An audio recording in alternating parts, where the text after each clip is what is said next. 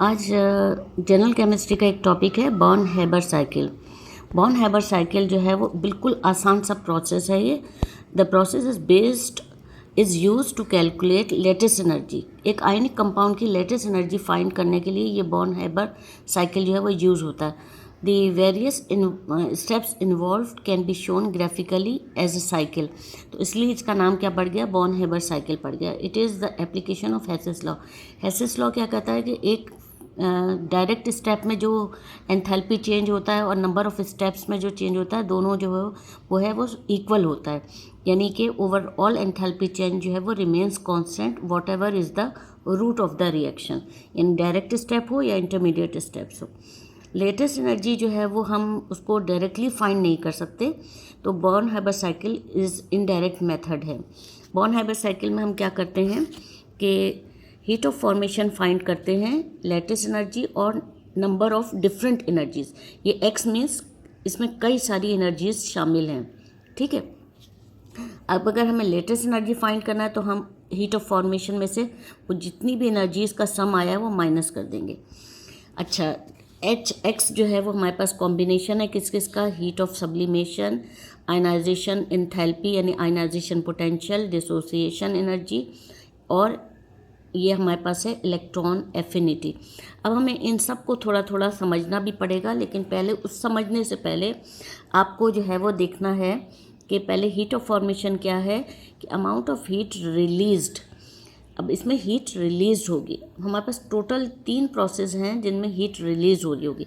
एक heat of formation है, एक हमारे पास है हीट ऑफ जो हमारे पास इलेक्ट्रॉन एफिनिटी है, ठीक है, और लेटेस्ट एनर्जी है।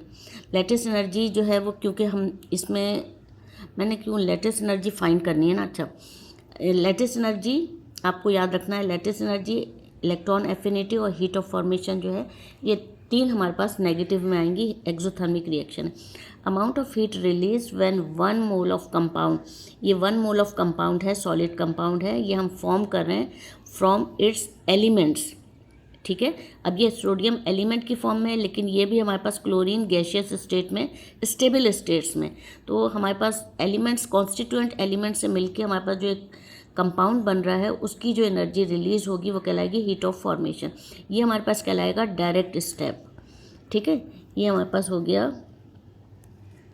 Direct method.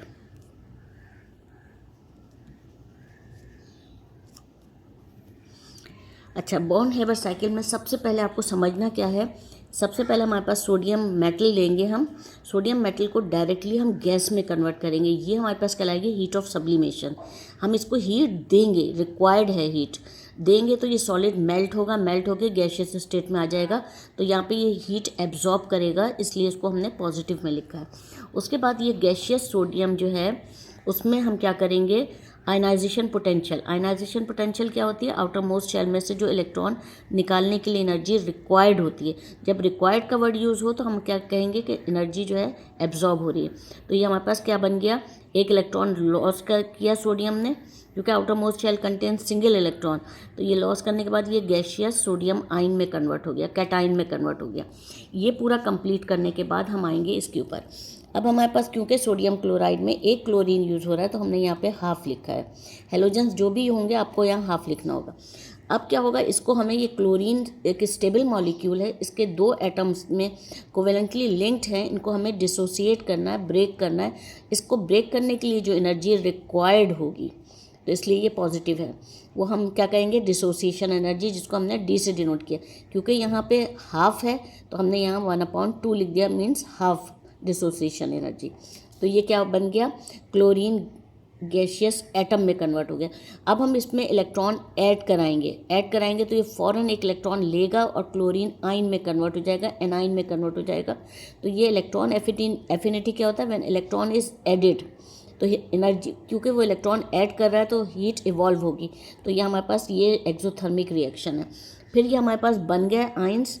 इन आयंस को यूनाइट करने के लिए जो एनर्जी रिलीज होगी, जो एनर्जी हमें चाहिए, वो हमारे पास कहलाएगी लेटेस्ट एनर्जी। यानी इसका क्रिस्टल स्ट्रक्चर फॉर्म करने के लिए जो एनर्जी चाहिए वो हमें लेटेस्ट एनर्जी है, जो कि हीट इवॉल्व होगी, क्योंकि ये 2 आयंस कंबाइन होंगे और ये आयंस ऑपोजिट डायरेक्शन में है, ऑपोजिट आइंस हैं, तो ये तेज़ी से एक दूसरे को अट्रैक्ट करेंगे जिससे हीट रिलीज़ होगी।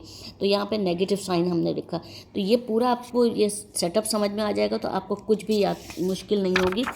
उसके बाद हमने क्या किया है कि मुख्तलिफ हमने इनको बता दिया है कि यहाँ पे एनर्जी रिलीज टू फॉर्म, ये है ये वाला सेकेंड बॉर्न हैबर साइकिल जो है in its indirect method involve 5 steps. इसके 5 स्टेप्स हैं। एक तो डायरेक्ट स्टेप हो गया, उसको छोड़ने के बाद 5 स्टेप्स हैं। Heat of sublimation, sodium metal को हमने गैशियस एटम में कन्वर्ट किया, सॉलिड को डायरेक्टली गैस में कन्वर्ट किया। अब ये इसकी डेफिनेशन लिखी हुई, it is the amount of energy required to convert 1 gram mole या 1 मोल भी आप लिख सकते हैं of solid crystal into gaseous state. It is denoted by delta H SUB। Sub means sublimation. It is an endothermic reaction. फिर ये हमने लिख दिया, वो जो स्टेप्स है उन्हीं को अलग अलग डिफाइन कर दिया। अब उसके बाद आयनाइजेशन है, इसको हमने क्या किया, आइंस में कन्वर्ट किया, इसमें से आउटर मोस्ट शेल में से एक इलेक्ट्रॉन निकाल दिया, तो ये हमारे पास आयनाइजेशन एंथैल्पी हो गई। ये भी हमारे पास पॉजिटिव साइन के साथ है। इसको हमने IP या IE भी लिख सकते हैं, IP से कर दिया। फिर है डिसोसिएशन एनर्जी, इसको मॉलिक्यूल को डिसोसिएट किया, ब्रेक किया, तो वो energy required to break the bond. Bond को ब्रेक करने के लिए 2 क्लोरीन एटम्स में, वो हमारे पास कहलाएगी एंडोथर्मिक रिएक्शन। तो क्योंकि यहाँ पे 1 क्लोरीन हमें चाहिए, तो हमने इसको डिसोसिएशन एनर्जी को हाफ कर दिया। ये भी एक एंडोथर्मिक रिएक्शन है। उसके बाद हमारे पास इलेक्ट्रॉन एफिनिटी, ये जो हमारे पास गैशियस एटम बन गया है, उसमें हम इलेक्ट्रॉन ऐड करेंगे। जब ऐड करेंगे तो क्या होगा, एनर्जी रिलीज होगी, और ये इलेक्ट्रॉन एफिनिटी कहलाएगी, और ये हमारे पास नेगेटिव साइन के साथ आएगी।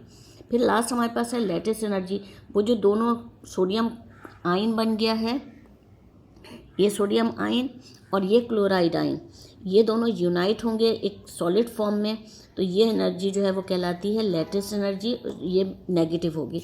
उसके बाद हमारे पास कुछ चीज़ें इंपॉर्टेंट हैं कि हमारे पास ये आ गया, ठीक है। हेसिस लॉ के हिसाब से क्या होगा कि heat change in direct step और नंबर ऑफ स्टेप्स।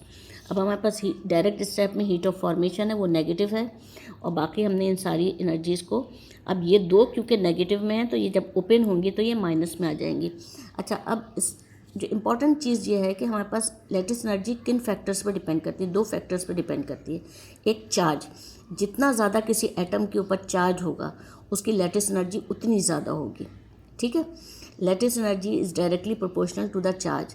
और साइज़ ऑफ द एटम, जितना साइज़ बड़ा होगा लैटिस एनर्जी उतनी कम होगी।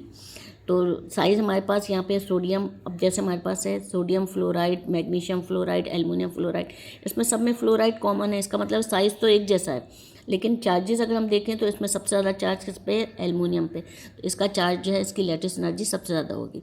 सोडियम क्लोराइड, पोटेशियम क्लोराइड है, दोनों में क्लोरीन है, साइज़ सेम है। सोडियम क्योंकि पहला नंबर है, 11 नंबर है, ये 19 नंबर है, नीचे जाते में क्या होता है, साइज़ ग्रेटर होता है, तो लैटिस एनर्जी डिक्रीज़ हो जाएगी। उसके बाद हमारे पास न्यूमेरिकल है, न्यूमेरिकल में आपको पूरी वैल्यूज़ गिवन है, आपको बिल्कुल ये सेटअप बनाना है। पहले आप एक कैटाइन को लेके चलिएगा, फिर एनाइन पे आइएगा, और फिर इनसे लैटिस एनर्जी कैलकुलेट कीजिएगा। ये सारा आप करेंगी, देख लेंगे, आपको कोई मुश्किल नहीं लगेगा, आपको आ जाएगा। मैं इसकी आप लोगों को एक स्क्रीनशॉट लेके भी भेज दूँगी, ठीक है। Thank you.